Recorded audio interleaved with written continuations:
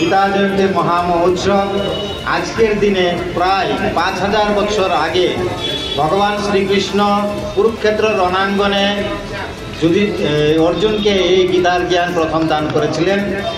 এই উপলক্ষে आज प्रत्येक बछर এই তিথিতে मुख्यतः एकादशी तिथिते गीता जयंती महामहोत्सव पालन करा হয়। गीता जयंती महामहोत्सव उपलक्षे इस्कन आगरतलार उद्योगे आज के गीता जयंती यज्ञ एवं गीता पारायण गीता पाठ হচ্ছে मंदिरे।